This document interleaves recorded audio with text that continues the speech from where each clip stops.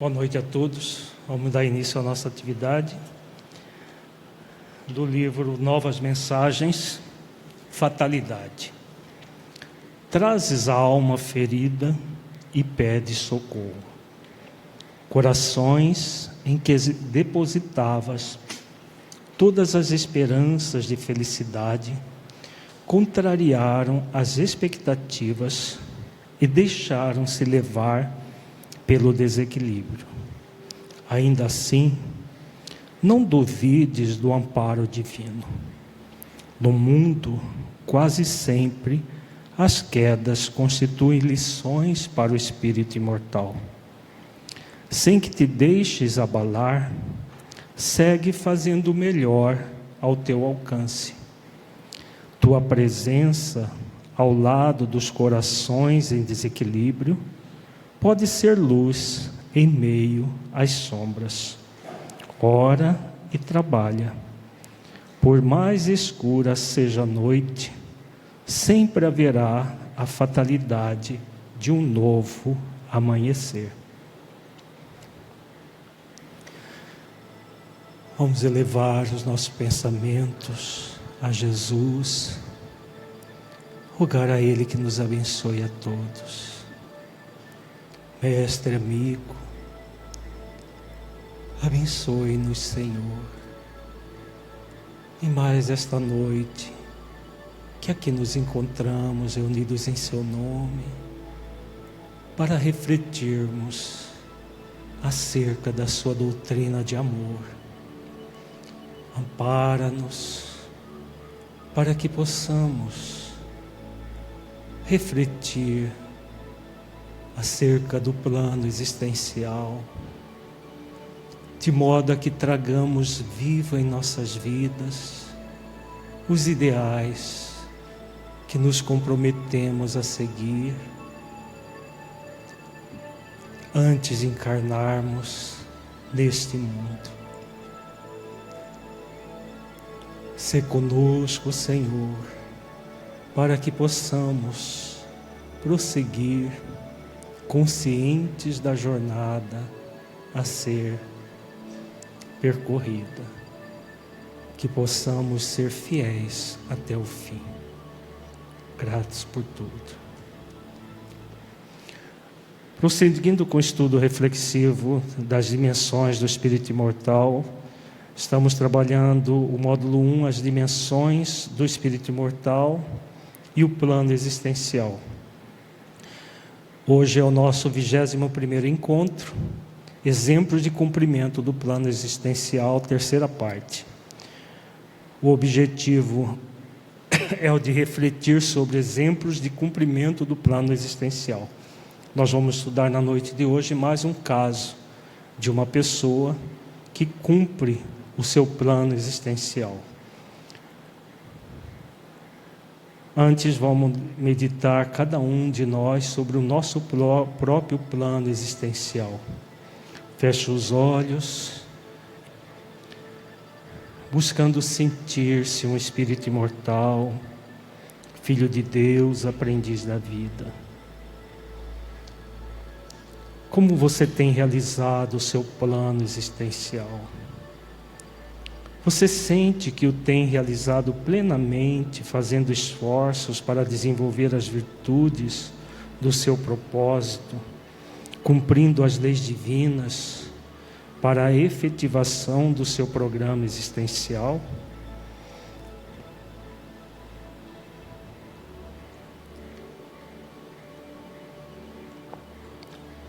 Deixe os seus pensamentos e sentimentos fluírem, evitando qualquer mascaramento no processo de auto-engano. Seja verdadeiro, verdadeira com você, analisando-se com autenticidade.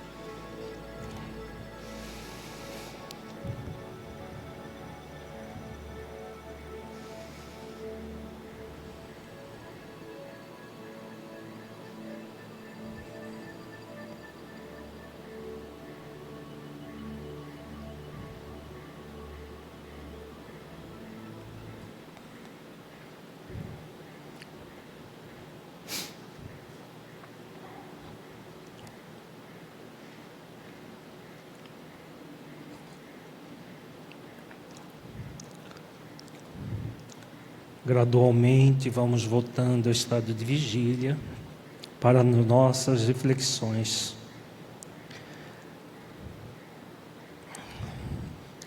Continuaremos as nossas reflexões sobre os exemplos de cumprimento do plano existencial com o livro Ação e Reação, do Espírito André Luiz, capítulo 17, Dívida Expirante. Psicografia de Francisco Cândido Xavier, editora FEB, no qual estudamos o caso de Léo, que após ter contraído débitos muito graves, devido a um profundo orgulho, egoísmo e interesse pessoal, reencarna para expiá-los, sem uma tarefa definida em seu programa, mas com um propósito existencial de desenvolver a humildade e a resignação, conseguindo exercitar o seu propósito até o final da existência. No início deste módulo do estudo reflexivo sobre o plano existencial, nós vimos que existem casos de pessoas que reencarnam na Terra sem um programa existencial. Por quê? O programa existencial diz respeito às nossas atividades nas várias áreas da vida. Atividade profissional, voluntária, atividade em família, atividade como cidadão, em várias áreas de conhecimento humano. Agora, não há ninguém que não tenha um propósito existencial. O plano existencial, então, de uma pessoa que não tem um programa definido, é exatamente cumprir o propósito. São os casos, como o que nós vamos estudar hoje, o caso do Léo, o que nós estudaremos na semana que vem, no início de novembro, na verdade, no segunda terça de novembro, que também é um caso de uma pessoa que não tem um programa, mas tem um propósito. O propósito é sempre o desenvolvimento de virtudes mais específicas, mas de um modo geral, todas as virtudes possíveis do espírito desenvolver, e o próprio plano se constitui em desenvolver esse propósito. O programa de vida da pessoa é traçado com base no propósito. Diferente, por exemplo, dos casos que nós estudamos anteriormente, como, por exemplo, do Adelino Correia, do Licínio, que o plano existencial era composto de propósito e programa muito bem definidos. Nós vamos estudar hoje o caso do Léo, que, diferentemente do Adelino Correia, por exemplo, o Adelino Correia tinha sido um criminoso na existência anterior. Nós vimos o caso dele, ele tinha posto fogo no colchão do próprio pai, para matar o pai queimado e ficar com os recursos financeiros do pai e a esposa do próprio pai. O Léo, o nosso companheiro que vamos estudar hoje, tinha na sua conta da vida crimes muito semelhantes, como nós vamos ver no caso dele. Só que a diferença de Léo para Adelino Correia é que Adelino Correia é um espírito muito resoluto, e o Léo, um espírito ainda que titubeava nas próprias dificuldades. Então, enquanto que Adelino não mergulhou profundamente no remorso e na culpa, mas no arrependimento, e imediatamente após o atendimento espiritual que ele teve e a recuperação da saúde, ele imediatamente começou a trabalhar no bem, ainda na dimensão espiritual. O Léo, aí ele se mantinha num profundo sentimento de culpa, num profundo remorso, e rogou uma reencarnação expiatória, exclusiva. Nós vimos o caso do Adelino, que ele teve uma encarnação que era um misto de expiação e de provas. Ele veio para já expiar o crime passado, que era o parricídio, pondo fogo no colchão do pai e matando o pai queimado, e trouxe aquele problema na pele. Mas ao mesmo tempo que ele tinha o problema de pele, ele tinha uma vontade enorme de servir ao próximo, e nessa vontade ele praticamente se redimiu. O Léo trazia também uma consciência culpada muito grande, mas em vez de vitalizar o arrependimento e a reparação, o que o Léo vitalizou foi o remorso, e aí solicita a reencarnação para passar no corpo tudo aquilo que ele tinha feito passar um irmão dele no passado.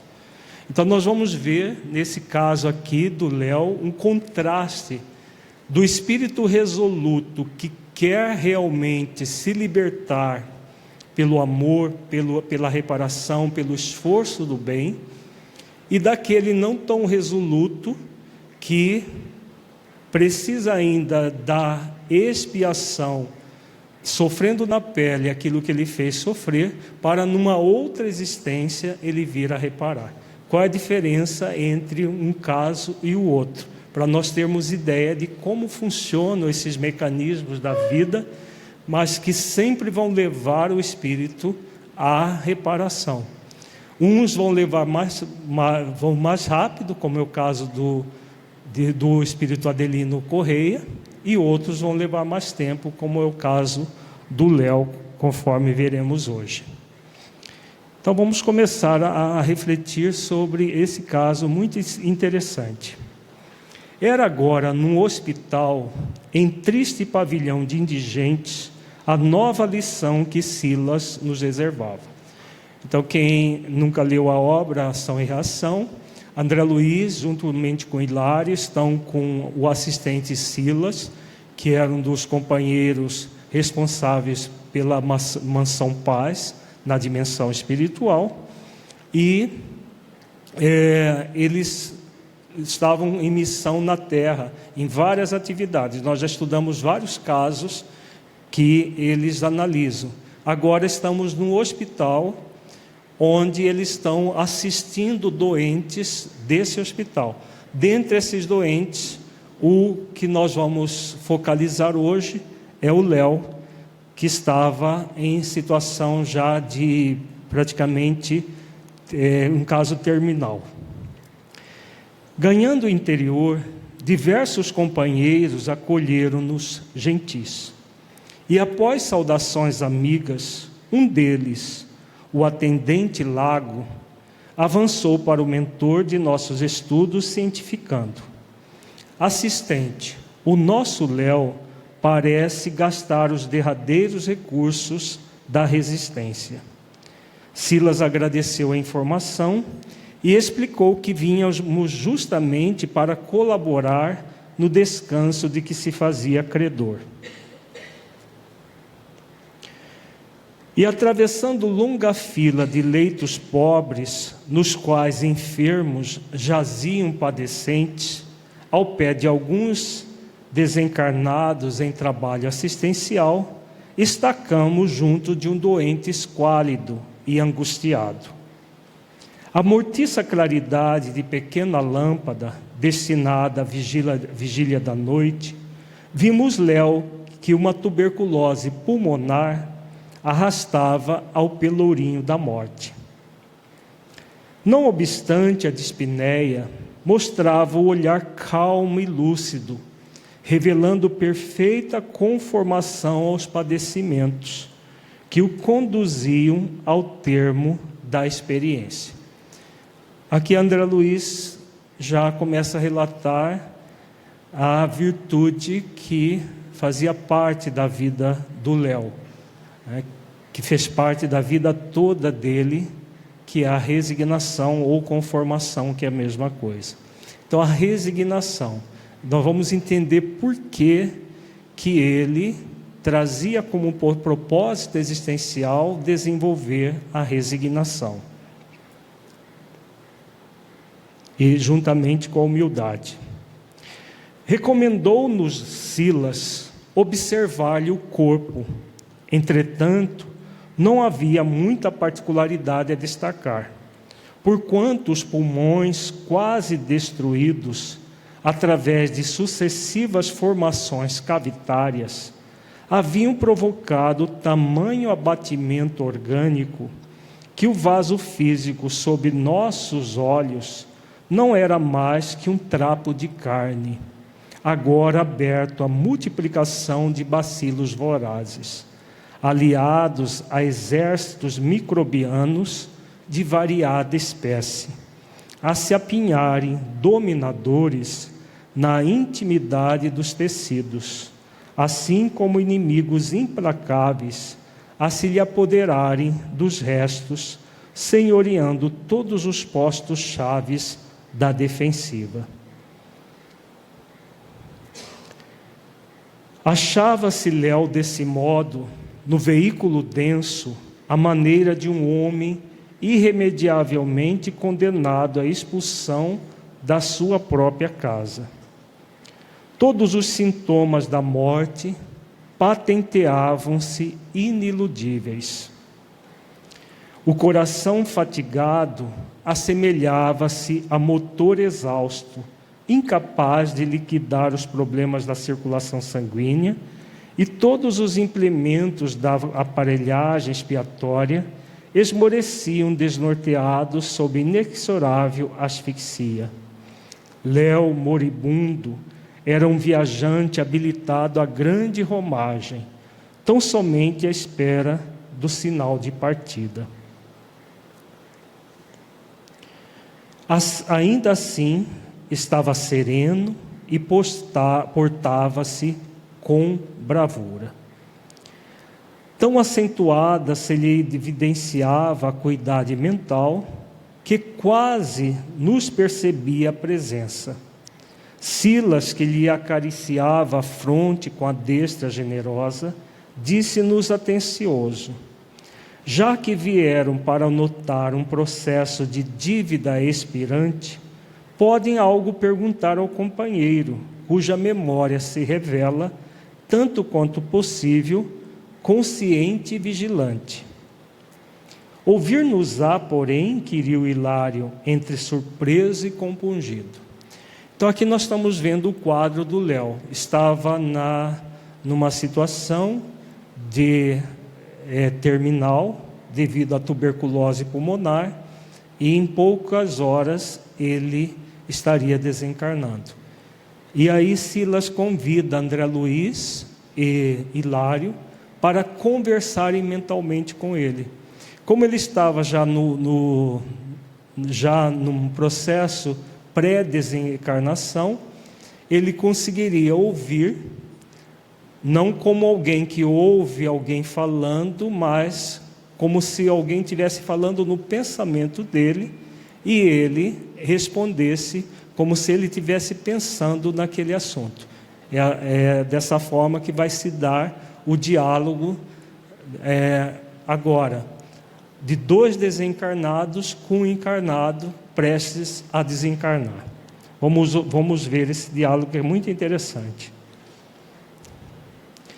Não constipa-nos da carne, contudo, assinalar-nos-á qualquer indagação em espírito, esclareceu o assistente afetuoso.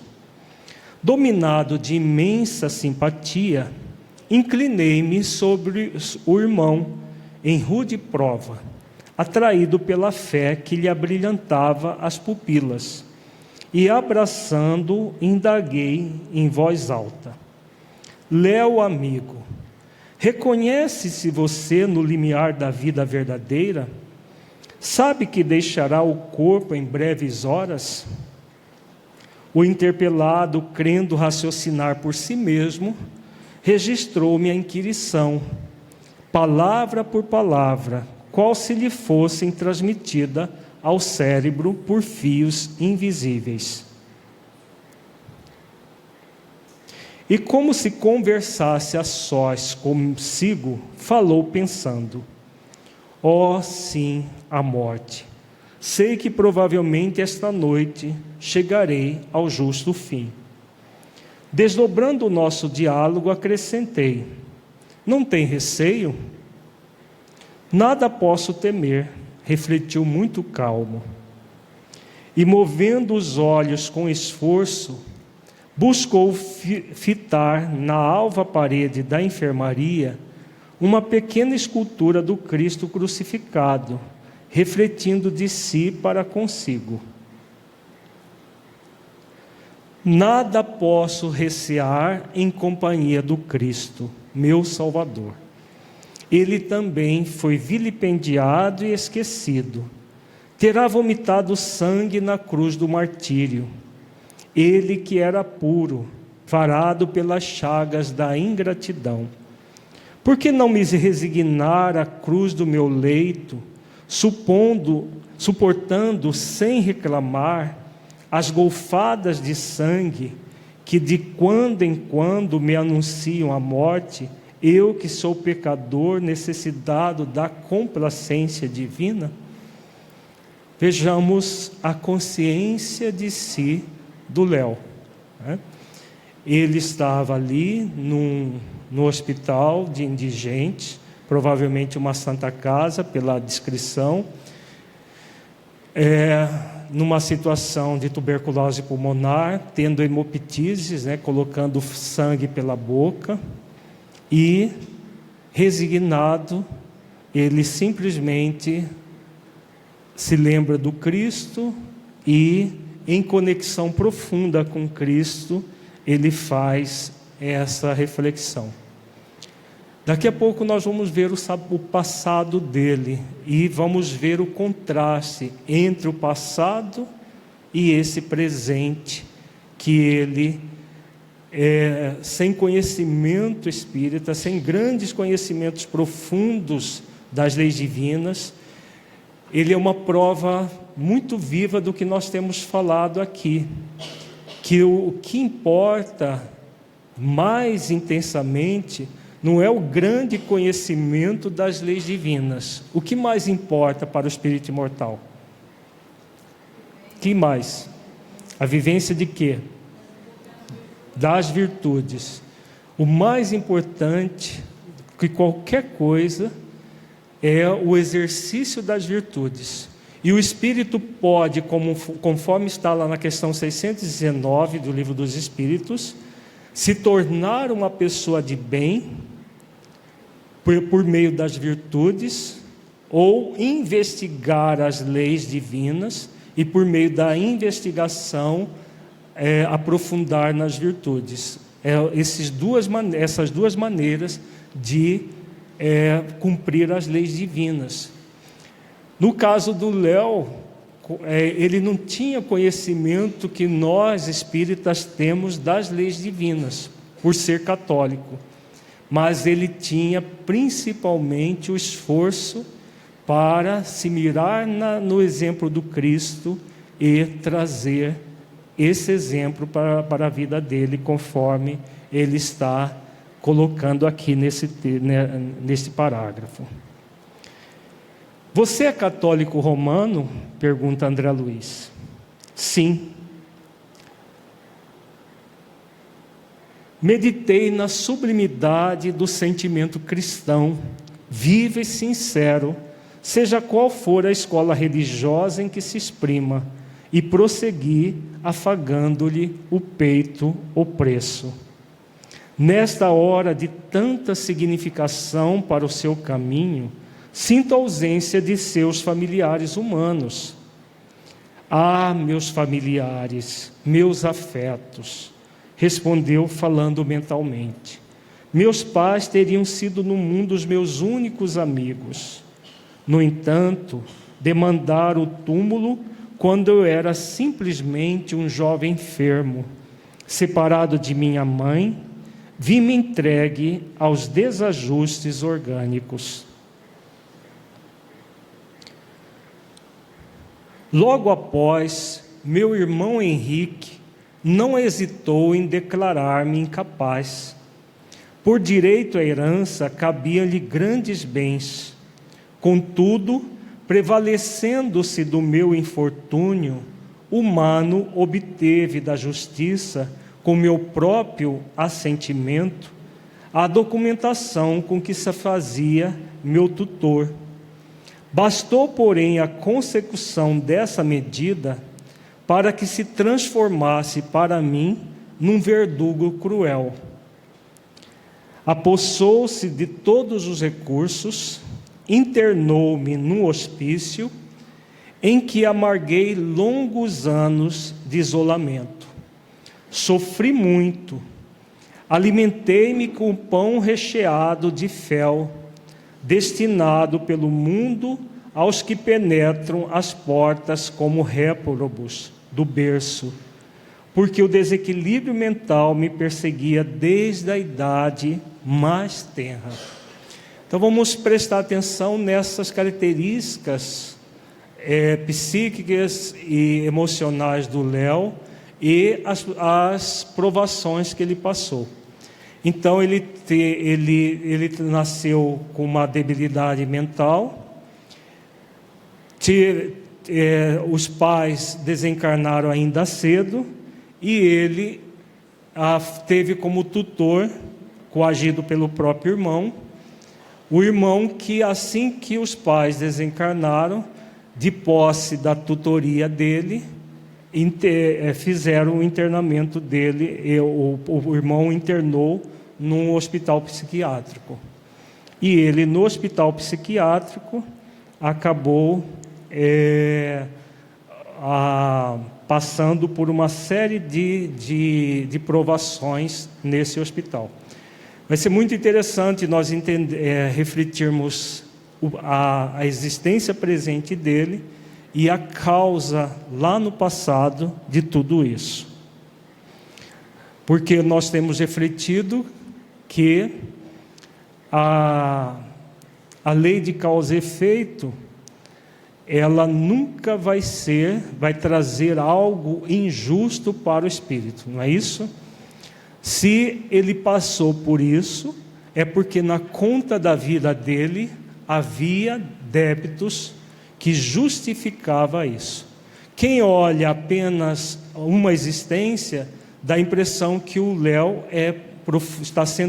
foi profundamente injustiçado, abandonado pelo irmão, contraiu tuberculose, passando por todas as situações dolorosas que ele passou.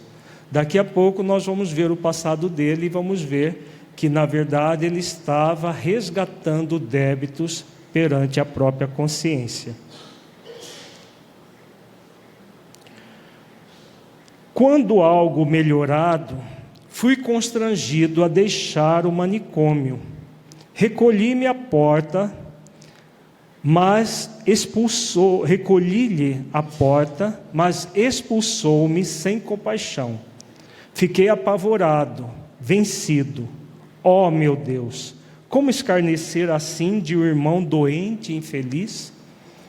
Então ele melhorou no hospital psiquiátrico, e depois da melhoria dele, ele busca o irmão para que o irmão acolhesse. E o irmão simplesmente o expulsa da própria casa, que por herança era dele também. Debalde impetrei socorro à justiça. Legalmente, Henrique era o único senhor dos haveres de nossa casa. Envergonhado, busquei outros climas. Tentei o trabalho digno, mas apenas obtive em meu favor a profissão de vigia noturno, passando a rondar vasto edifício comercial, amparado por um homem caridoso, condoído de minha fome. O frio da noite, porém, encontrava-me ao desabrigo, e a breve tempo adquiri uma febre insidiosa, que passou a devorar-me devagarinho. Não sei quanto tempo estive assim, chumbado a indefinível desânimo. Certa feita, caí fatigado sobre a poça de sangue que se me derramava da boca, e criaturas piedosas me agariaram o leito em que me refugio. E que opinião mantém você acerca de Henrique? Vamos ver agora na resposta dele a grandeza moral que ele adquiriu nessa existência, que ele não tinha nenhum programa de trabalho junto à coletividade, mas que passou a existência inteira trabalhando com ele mesmo. Então a pergunta de André Luiz é muito interessante. O irmão que tinha feito tudo isso com ele, tinha colocado ele no hospício, negado a acolhida para ele quando ele melhorou, e ele se transformando num guarda noturno, adquiriu tuberculose pulmonar devido ao frio que ele passava. E agora André Luiz pergunta, que opinião ele tem acerca do irmão, o Henrique? Lembra-se dele com mágoa? Qual se mergulhasse a memória em ondas de enternecimento e saudade, Léo deixou que as lágrimas se lhe entornassem dos olhos em dolorosa quietude mental.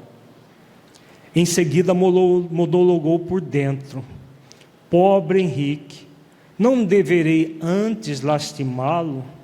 Acaso não deverá ele igualmente morrer? De que lhe terá valido a apropriação indébita, se será também um dia alijado do corpo? Por que me reportaria perdão se ele é mais infeliz que eu mesmo? É alguém que tem consciência de si, gente, ou não? Olha a profunda consciência de si. Estamos falando aqui de alguém que não tinha conhecimento da reencarnação, não tinha conhecimento da lei de causa e efeito, não tinha conhecimento de nada do que nós espíritas temos de conhecimento do funcionamento das leis, lei de liberdade, responsabilidade, causa e efeito, amor, justiça e caridade, nada disso.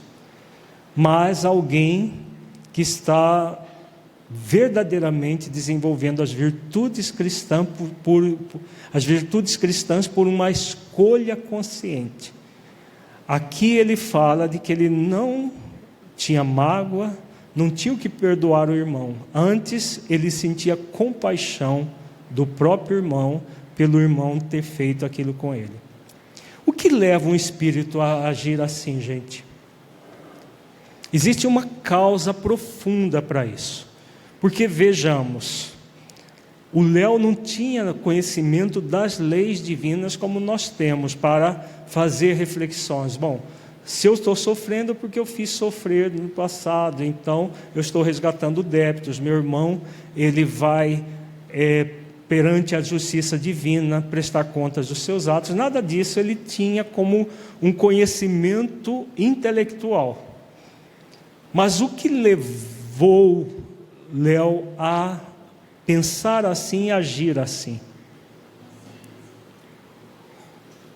Nós vimos isso no início do nosso estudo reflexivo, desse módulo. Lembram? Vamos recordar?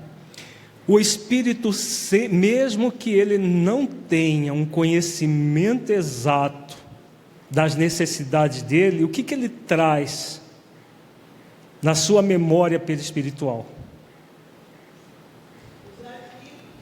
Os arquivos do que, Zeila? Dos atos do passado, exatamente. Ele traz os débitos que ele está registrado na memória perispiritual, na própria consciência, na memória do espírito, na sua consciência, ele traz os débitos. Então, mesmo que ele não tenha conhecimento do porquê das coisas, intuitivamente ele sabe que ele está passando por algo justo.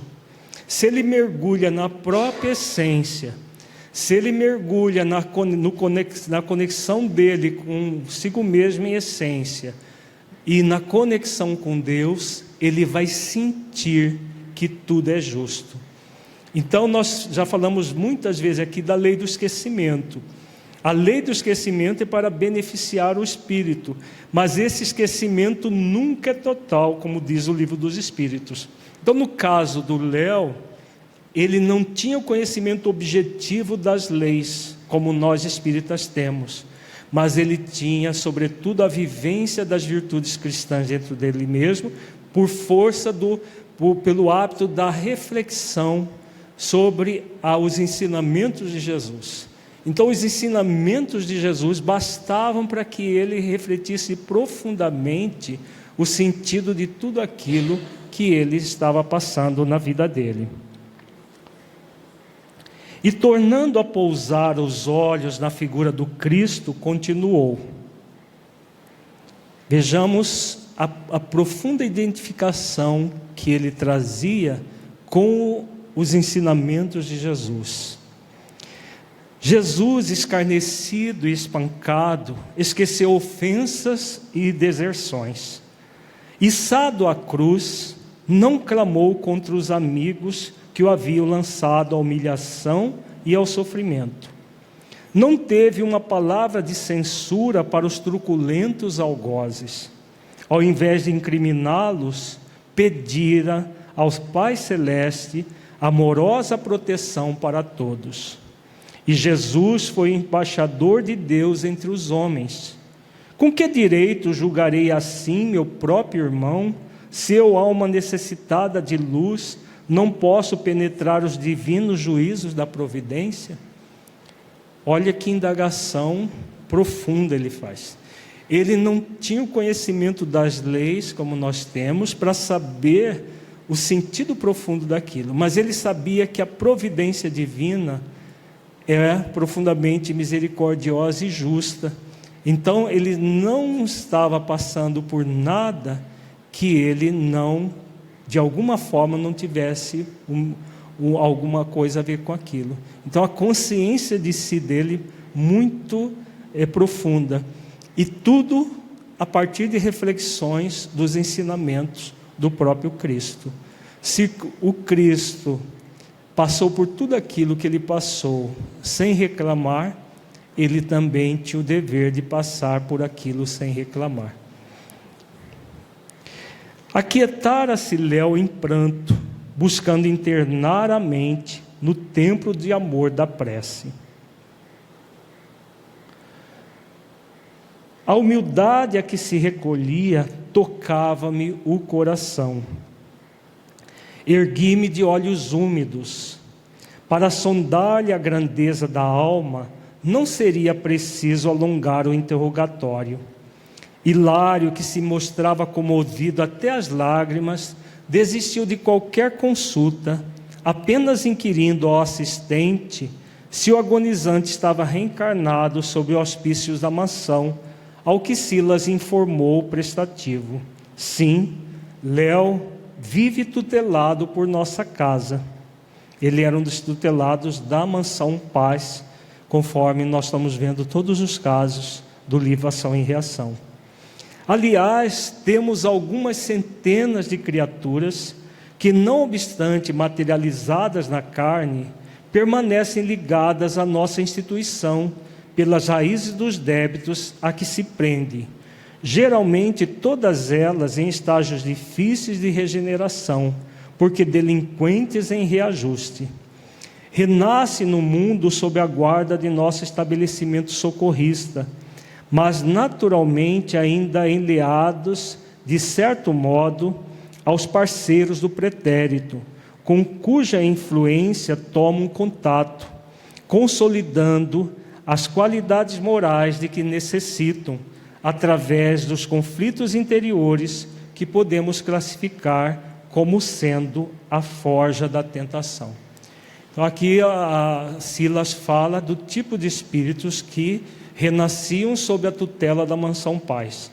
Eram espíritos delinquentes, espíritos em reajuste do passado, Como nós vimos, todos os casos que nós estudamos até agora eram de espíritos criminosos no seu passado, alguns continuando a sua senda de crimes perante as leis divinas e outros melhorando. Nós vimos já vários casos e vimos o caso do Adelino Correia, que estava em franca recuperação. E agora estamos vendo o caso do Léo, terminando um processo expiatório. Agora vamos adentrar no passado do Léo. Como é belo apreciar o amor paternal de Deus, que a tudo atende no lugar próprio, clamou Hilário. Sem dúvida, considerou Silas, sensatamente. A lei de Deus determina o progresso e a dignidade para todos.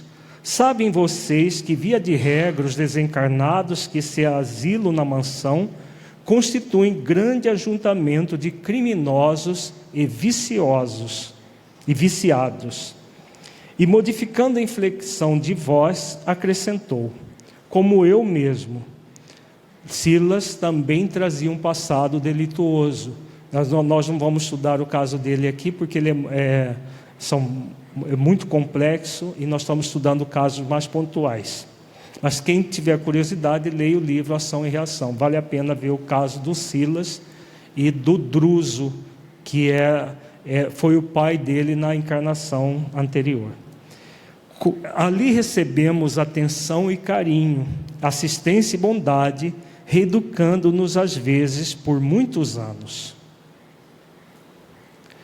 Contudo, é imperioso observar que, recolhendo a generosidade dos benfeitores e instrutores que nos garante aquele pouso de amor, apenas acumulamos débitos com a proteção imerecida, compromissos esses que precisamos resgatar igualmente em serviço do próximo. Todavia, a fim de que nos habilitemos para as tarefas do bem genuíno, é imprescindível purgar a nossa condição inferior, agravada na culpa, porquanto o conhecimento elevado adquirido em nossa organização vale mais como a teoria nobilitante que nos cabe substancializar na prática correspondente para que se incorpore em definitivo ao nosso patrimônio moral.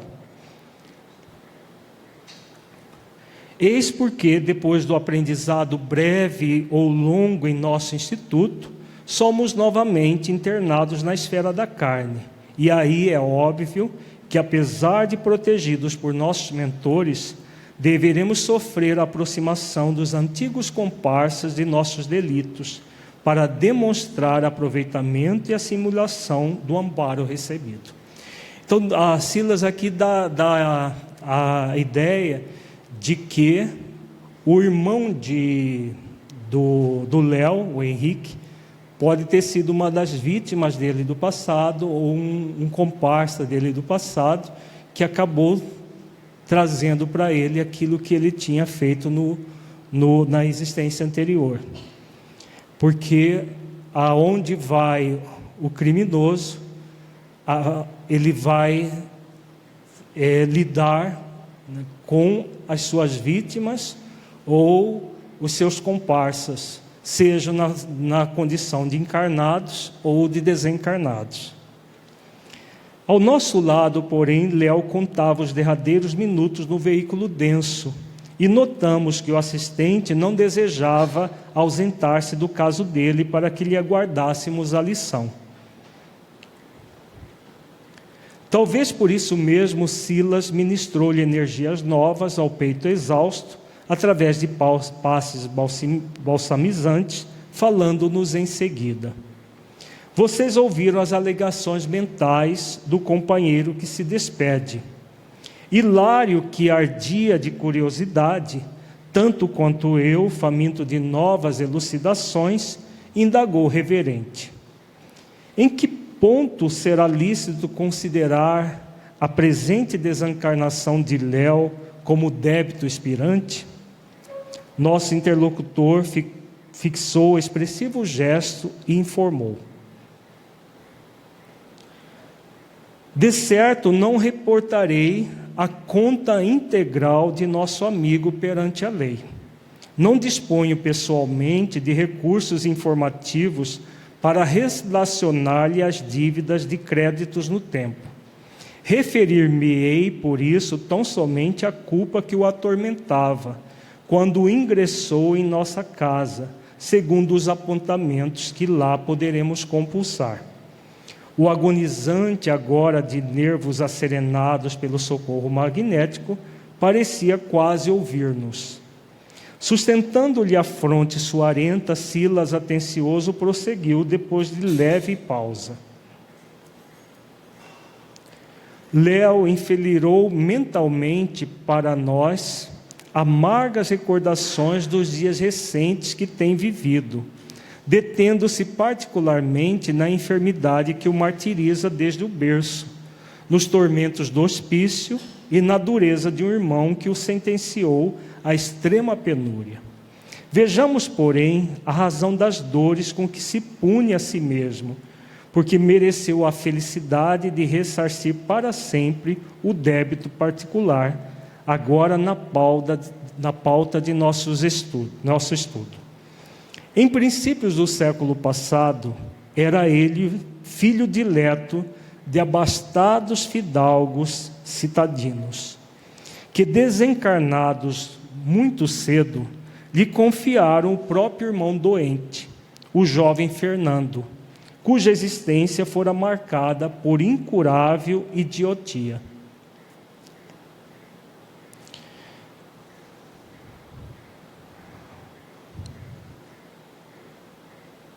Todavia, porque Fernando, acho que pulamos um, deixa eu ver, aqui.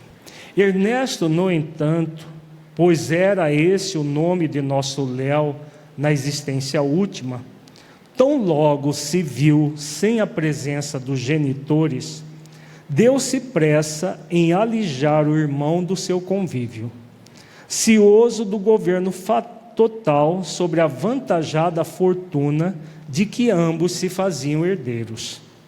Além disso, moço habituado aos saraus do seu tempo, estimava as recepções esmeradas, nas quais o palacete da família descerrava as portas brazonadas, as relações elegantes, e orgulhoso da paisagem doméstica, envergonhava-se de ombrear com o irmão, por ele proibido de comparecer aos seus ágapes sociais. Vejamos aqui, mostra a principal deficiência de Ernesto, agora Léo.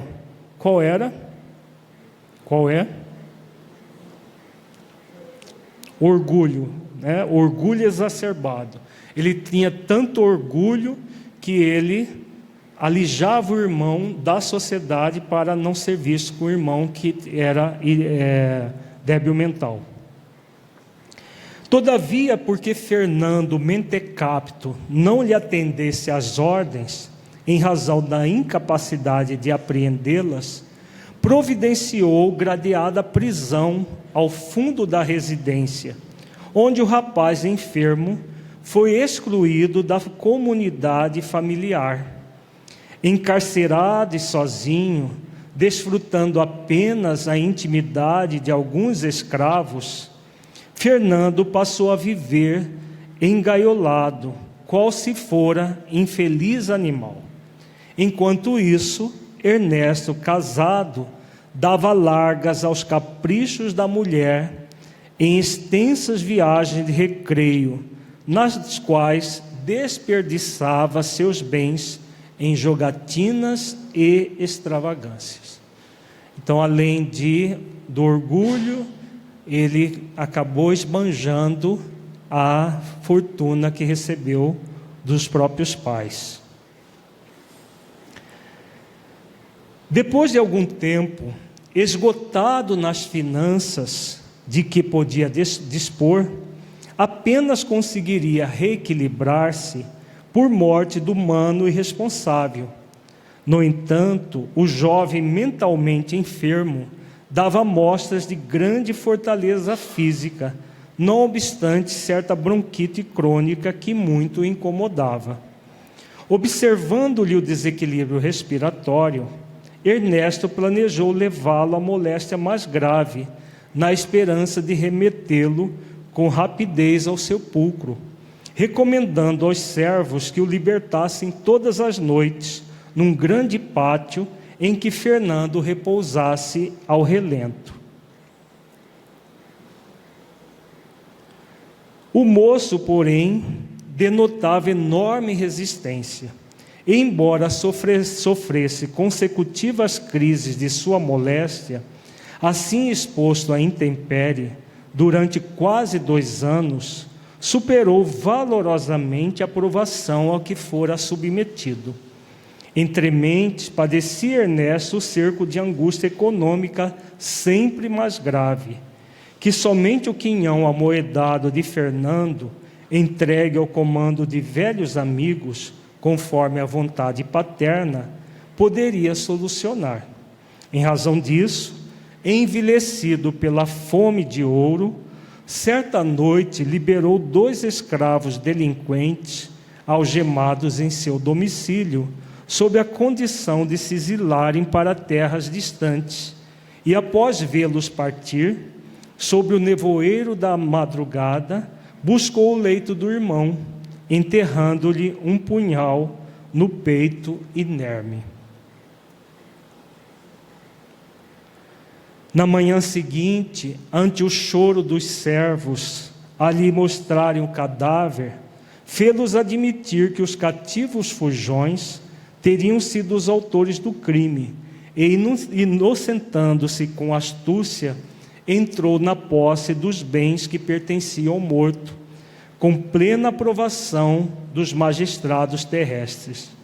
Foi assim que, apesar de regalada a existência na carne, ao aportar no além-túmulo, atravessou extensa faixa de expiações.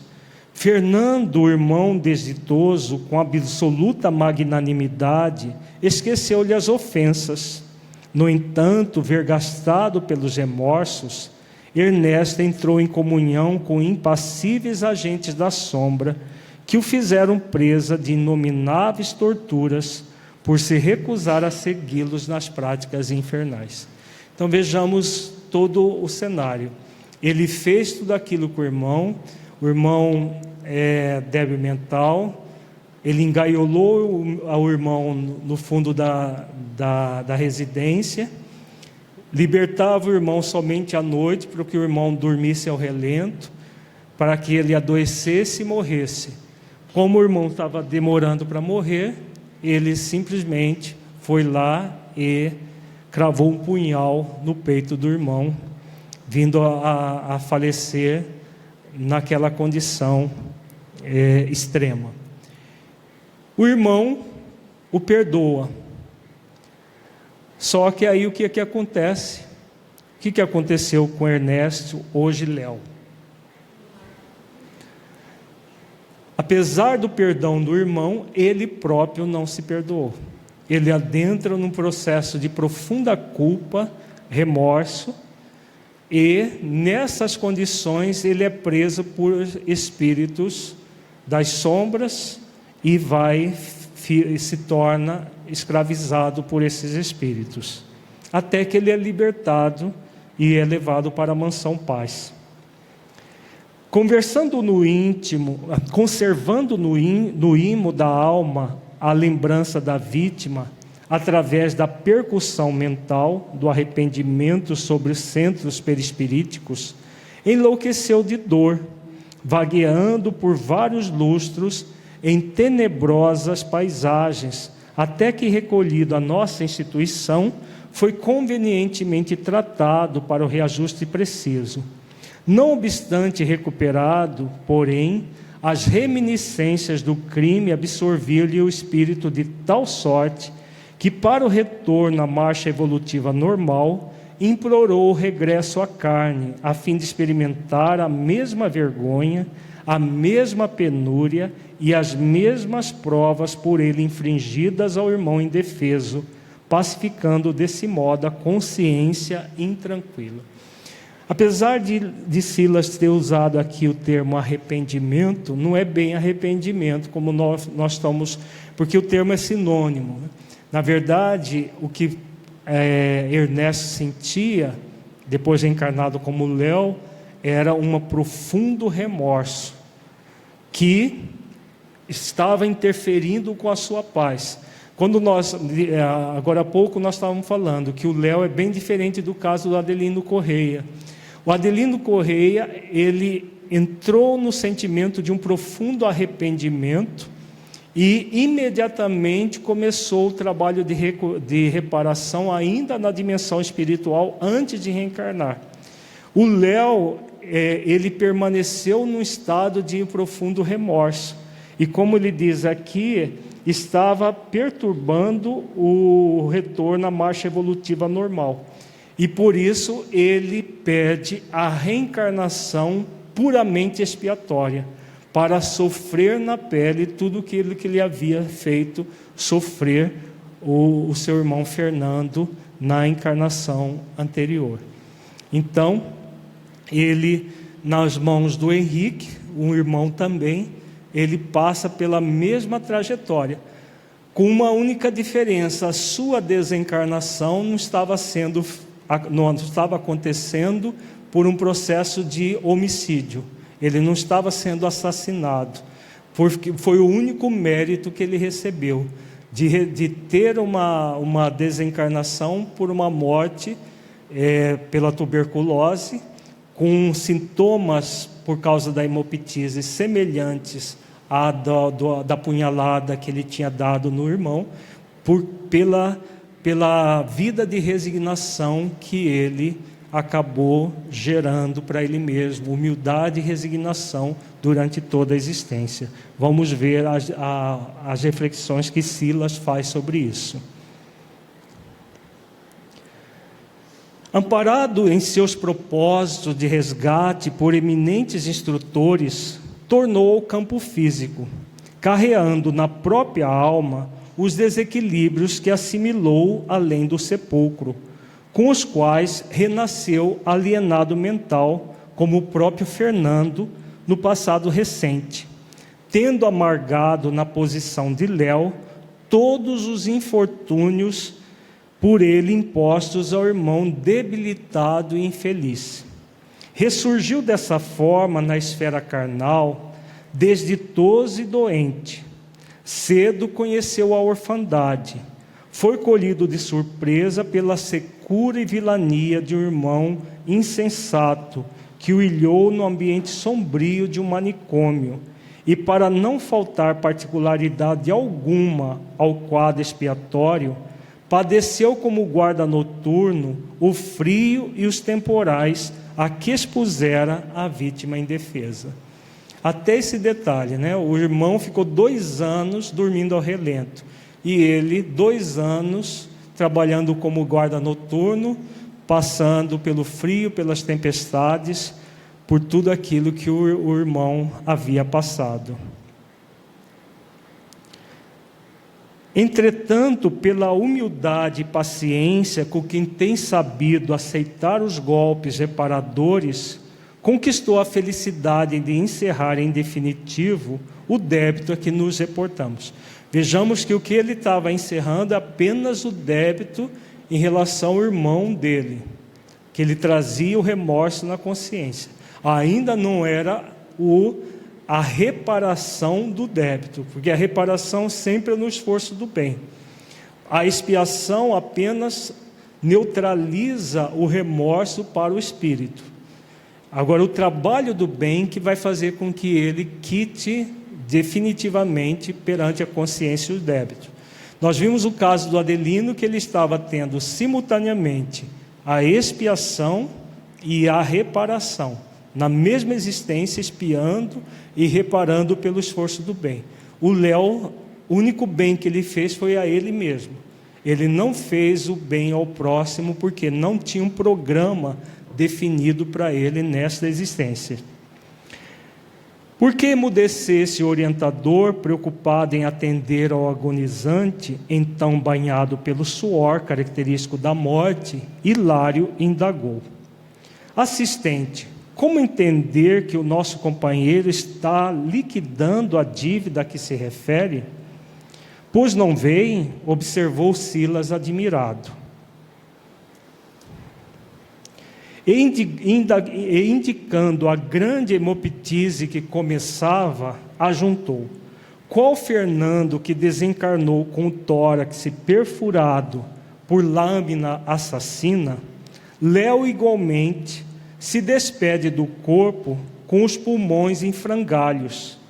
Contudo, pelo procedimento correto que adotou perante a lei, atravessa o mesmo suplício, mas no leito, sem escândalos destrutivos, embora esteja vertendo o próprio sangue pela boca, tal qual sucedeu ao humano espezinhado e vencido. Então vejamos, o único detalhe que foi diferente dele do irmão foi que ele não foi assassinado. Ele, pela tuberculose pulmonar, pela resignação, por todo o exercício de virtudes com base na exemplificação do Cristo que ele fez, ele teve o mérito de não ser assassinado.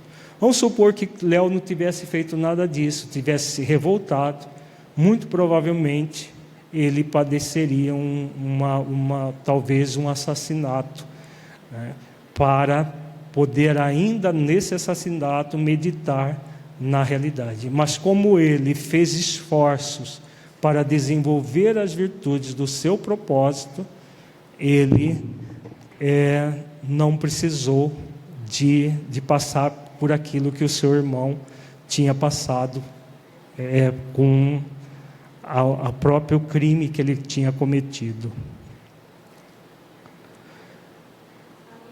Oi.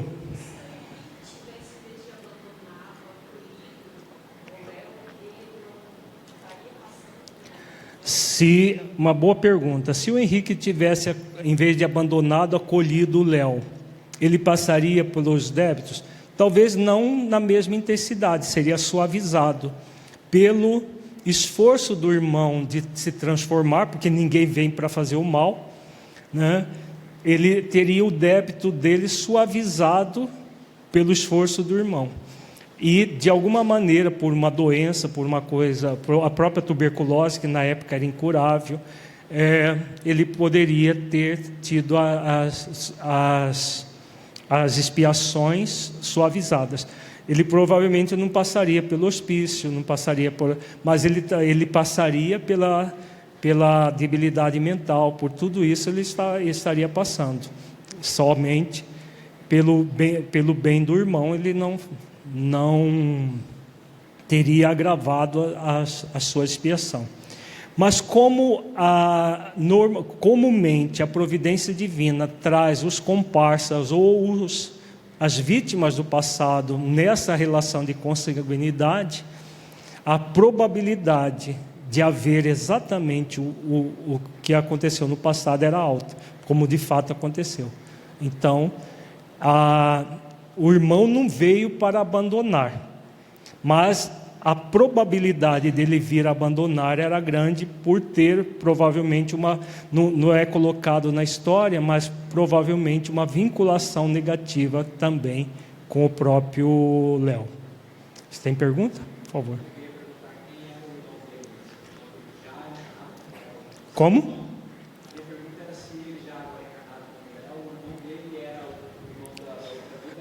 Não.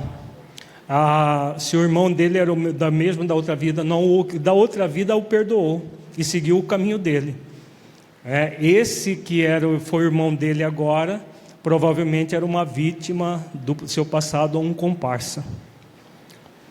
Cumpre-se o aresto da justiça, apenas com a diferença de que, em vez do gládio de ferro, temos aqui batalhões de bacilos assassinos. Talvez porque nos visse o assombro ante a lição ocupada, embora na assistência ao moribundo, rematou com um grave tom de voz: quando a nossa dor não gera novas dores e nossa aflição não cria aflições naqueles que nos rodeiam, nossa dívida está em processo de encerramento. Olha que interessante isso que o Silas fala, né? Quando a nossa dor não gera novas dores e nossa aflição não cria aflições daqueles que nos rodeiam, nossa dívida está em processo de encerramento.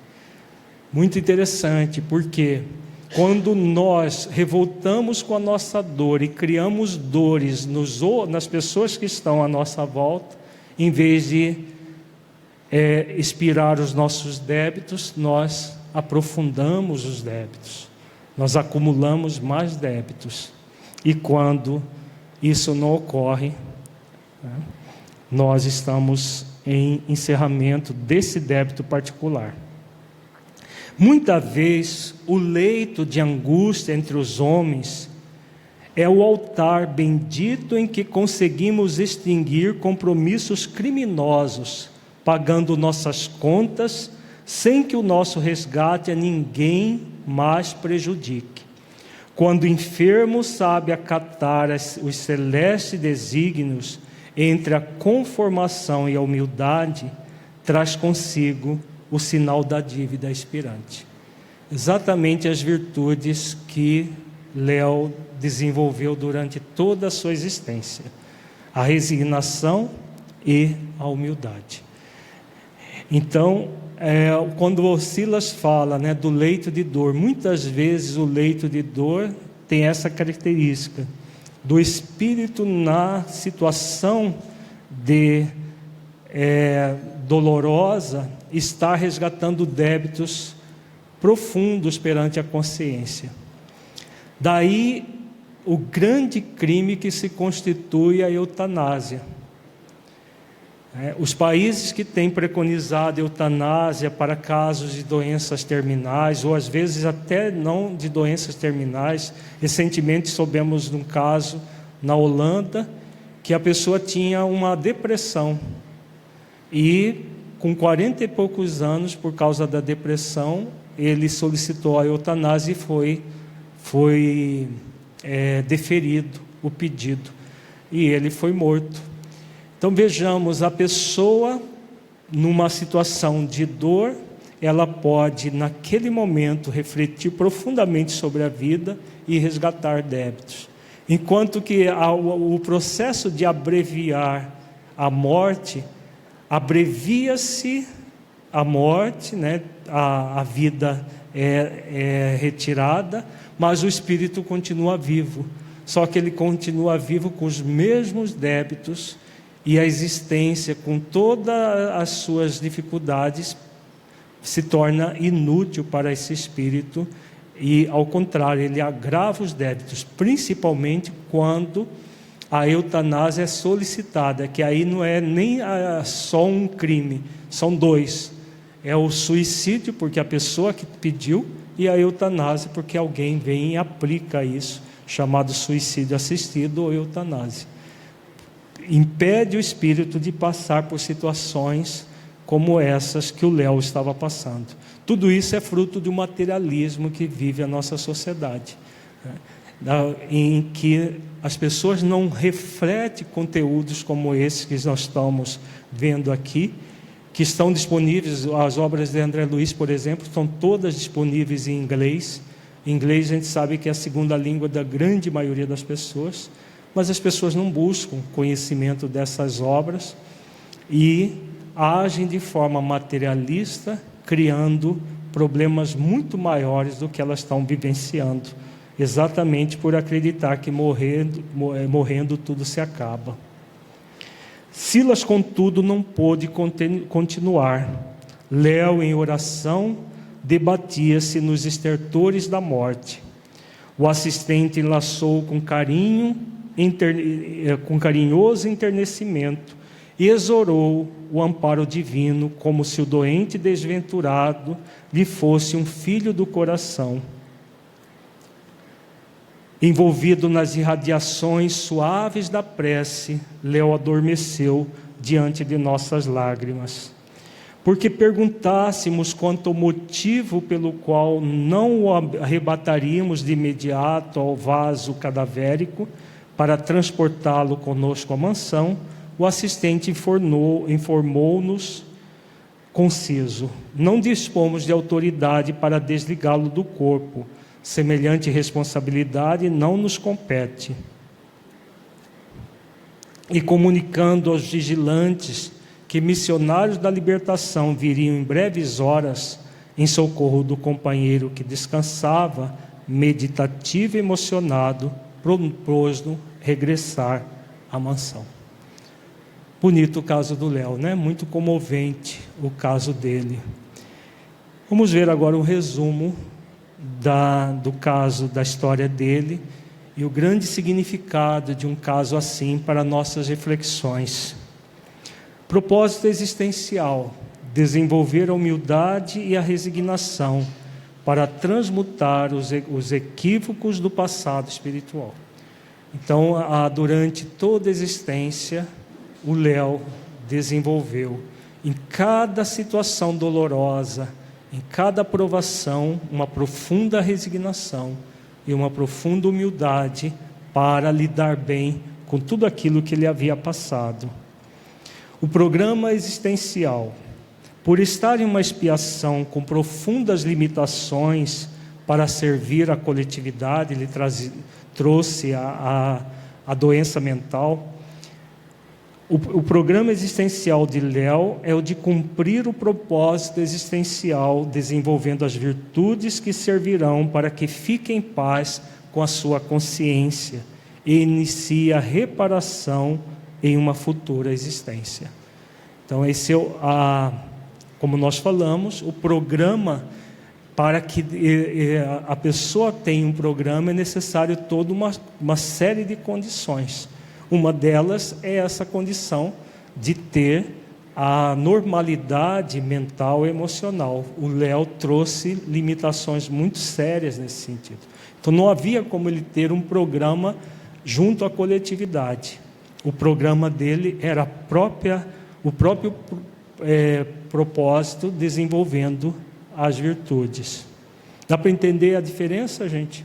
A diferença básica entre o Léo e o Adelino Correia, por exemplo, né? O Adelino nasceu lúcido, a expiação dele era na pele, não impedia ele de servir, de ser útil. Então, ele tinha uma profissão, tinha uma família de filhos, mas tinha o centro espírita, que ele era um dos trabalhadores, e fazendo todo um trabalho de reparação dos seus débitos. A realização do plano existencial. Aqui vamos pegar alguns trechos de como que o Léo realiza o plano existencial. Não obstante recuperado, porém, as reminiscências do crime absorviam-lhe o espírito de tal sorte que, para o retorno à marcha evolutiva normal, implorou o regresso à carne, a fim de experimentar a mesma vergonha, a mesma penúria e as mesmas provas por ele infringidas ao irmão indefeso, pacificando desse modo a consciência intranquila. Então, ele trouxe o registro na consciência do crime praticado e solicita, para se pacificar, passar pelas mesmas situações que o irmão passou. Esse foi o plano dele, o plano que ele mesmo pediu. Apesar das limitações de ordem mental, Léo realiza o seu plano existencial por meio do esforço real para desenvolver a humildade e a resignação durante toda a existência, acolhendo todas as experiências de desafio intensamente dolorosas que ele mesmo solicitou antes de reencarnar, de modo que pacificasse a sua consciência. Devido ao seu esforço para desenvolver as virtudes, perdoa o irmão, que foi instrumento dos seus sofrimentos, como outrora o irmão que ele havia prejudicado e assassinado o perdoa. Sofre as consequências de tudo que havia feito com paciência, perdão, mansidão, humildade e resignação. Além das duas virtudes do propósito, o Léo consegue também outras virtudes, como a paciência, o perdão, a mansidão, transmutando toda aquela arrogância, o orgulho, o egoísmo que ele trazia da existência anterior. Fatores que corroboraram com o cumprimento do plano existencial de Léo: a valorização de si mesmo como espírito imortal, utilizando a persona atual para ressignificar a subpersonalidade do passado. Então, o que ele fez? Apesar de ser profitente de uma religião não reencarnacionista, Léo vive amplamente os ensinamentos do Cristo, de modo que se comporta como um espírito imortal, vivenciando uma experiência dolorosa transitória, com uma fé profunda na misericórdia e na providência divinas, ressignificando completamente a subpersonalidade da reencarnação anterior. Então, o que ele fez? Ele não tinha conhecimento das leis como nós temos, mas ele teve, sobretudo, a vivência das virtudes, que muitas vezes nós espíritas, mesmo conhecendo as leis, não temos. Então, ele foi um cristão por excelência, apesar de não ter conhecimento profundo das leis, mas mergulhou profundamente na fé, na misericórdia e na providência divinas, vivendo como espírito imortal. Aí dá para entender, né? Como várias vezes nos perguntam aqui, mas e as pessoas que não conhecem a doutrina espírita, que não conhecem as leis divinas como nós conhecemos? Está aqui um caso de uma pessoa que não conhece nada disso que nós conhecemos, mas que viveu como um profundo cristão, mesmo não tendo o conhecimento das leis. Mostrava o olhar calmo e lúcido, revelando perfeita conformação aos padecimentos que o conduzia ao termo da experiência. Nada posso recear em companhia do Cristo, meu Salvador. Ele também foi vilipendiado e esquecido. Terá vomitado sangue na cruz do martírio. Ele que era puro, varado pelas chagas da ingratidão. Por que não me resignar à cruz do meu leito, suportando sem reclamar as golfadas de sangue, que de quando em quando me anunciam a morte, eu que sou pecador, necessitado da complacência divina? Você é católico romano? Sim, diz Léo. Então, como nós já falamos, mesmo tendo o catolicismo como religião, ele adentra profundamente o significado de ser um espírito imortal. Pobre Henrique, não deverei antes lastimá-lo? Acaso não deverá igualmente morrer? De que lhe terá valido a apropriação indébita, se será também um dia alijado do corpo? Por que me reportaria perdão, se ele é mais infeliz que eu mesmo? Aqui mostrando o perdão ao seu irmão. Jesus, escarnecido, espancado, esqueceu ofensas e deserções. Içado à cruz, não clamou contra os amigos que o haviam lançado à humilhação e ao sofrimento. Não teve uma palavra de censura para os truculentos algozes. Ao invés de incriminá-los, pedir ao Pai Celeste amorosa proteção para todos. E Jesus foi embaixador de Deus entre os homens. Com que direito julgarei assim meu próprio irmão, se eu, alma necessitada de luz, não posso penetrar os divinos juízos da providência? Aquietara-se Léo em pranto, buscando internar a mente no templo do amor e da prece. Então, outra coisa que ele cultivava era o sentimento de amor, a prece, a oração, mesmo com uma fé dogmática, trabalhando o instrumento da prece na sua vida.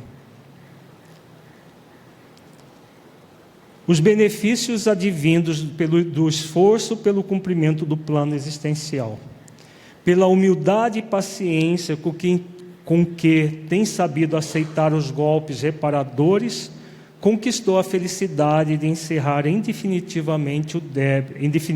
o débito a que nos reportamos. Qual Fernando que desencarnou com o tórax perfurado por lâmina assassina, Léo igualmente se despede do corpo com pulmões em frangalhos. Contudo, pelo procedimento correto que adotou perante a lei, atravessa o mesmo suplício, mas no leito, sem escândalos destrutivos, embora esteja vertendo o próprio sangue pela boca, tal qual sucedeu ao humano espezinhado e vencido.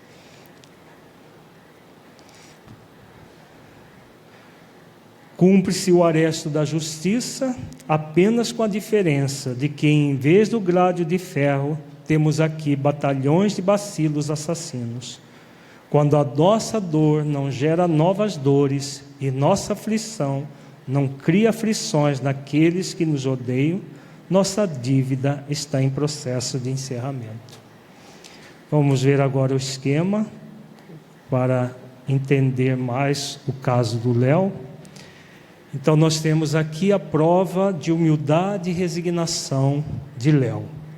Objetivo: viver como espírito imortal, transitoriamente encarnado, valorizando o essencial e não a persona.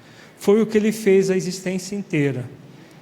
Ele, apesar de ter a debilidade mental, apesar de todas as situações dolorosas, ele se mantém fiel à própria consciência, aquilo que ele tinha prometido fazer antes de encarnar.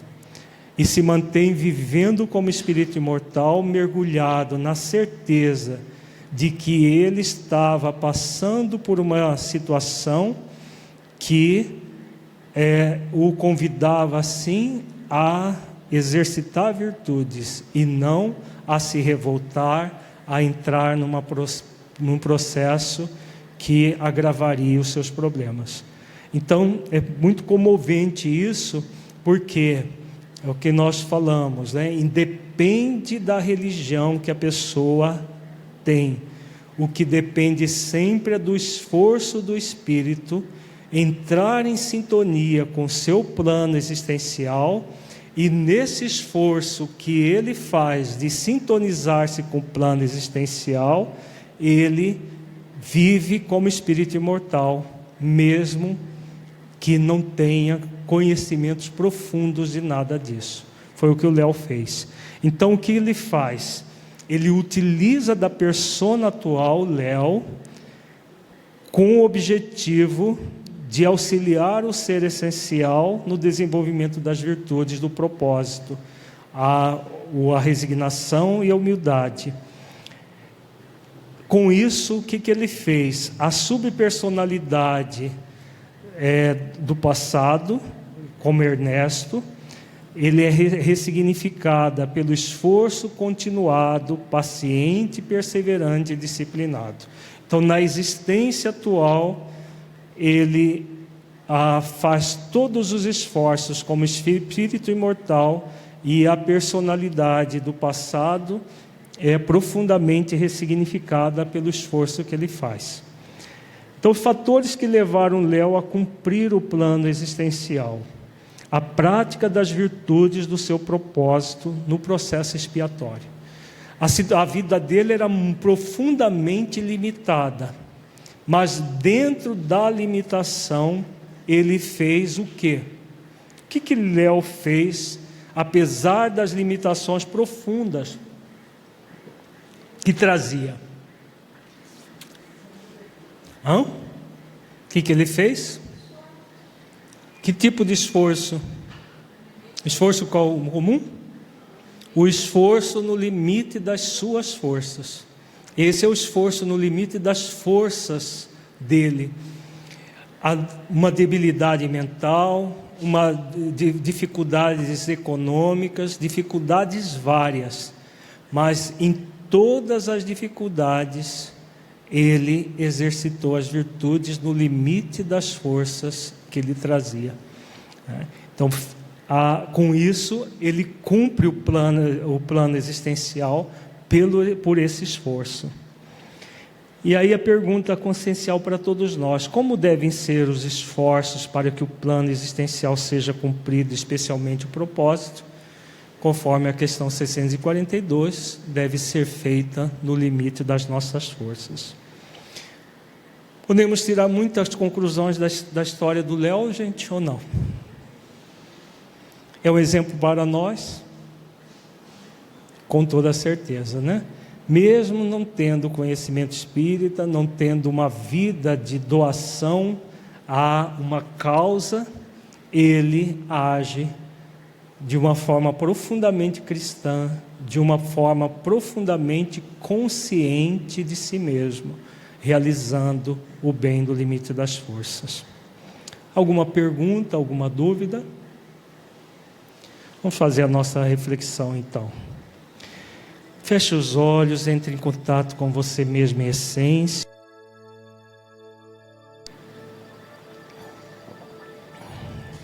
Buscando sentir o conteúdo estudado neste encontro. Do conteúdo que você entendeu que se aplique à sua vida.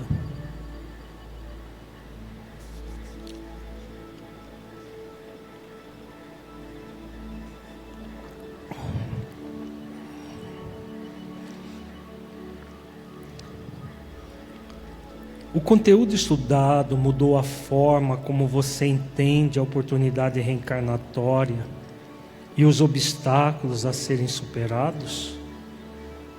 Em caso positivo, que mudança foi essa?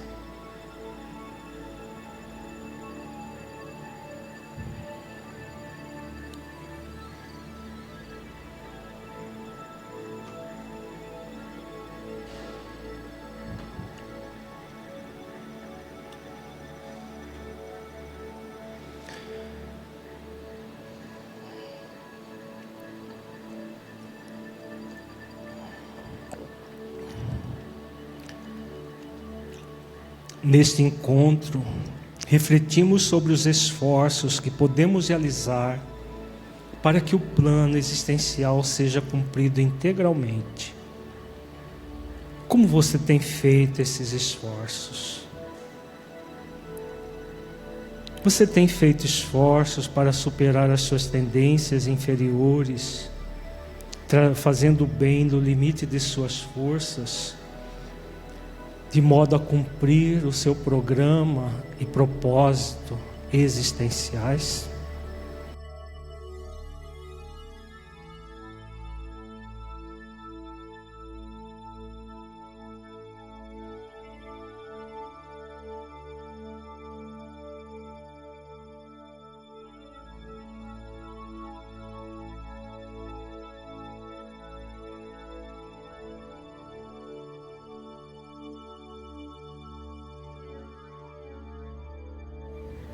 Senhor Jesus, mestre amigo, agradecemos, Senhor, pelas bênçãos de refletir sobre casos como o do nosso Léo. Ampara-nos, Senhor, para que possamos refletir nesses exemplos, trazendo o exercício das virtudes de forma viva em nossas vidas, de modo que nós possamos seguir avante com a consciência tranquila de que estamos realizando o bem no limite das nossas forças. Se conosco hoje e sempre, Senhor. Ampara-nos a todos, que assim seja.